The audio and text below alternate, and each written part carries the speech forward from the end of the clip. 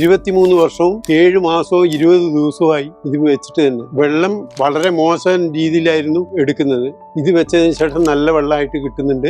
2002 March മാസം 27-ാം തീയതി പത്രത്തിൽ വന്ന പരസ്യമാണിത്. അതിൻ്റെ അടുത്ത ദിവസം തന്നെ എൻ്റെ വീട്ടിലെ ഈ മെഷീൻ ഫിറ്റ് ചെയ്തു. എൻ്റെ പേര് രാമേന്ദ്രൻ എന്നാണ്.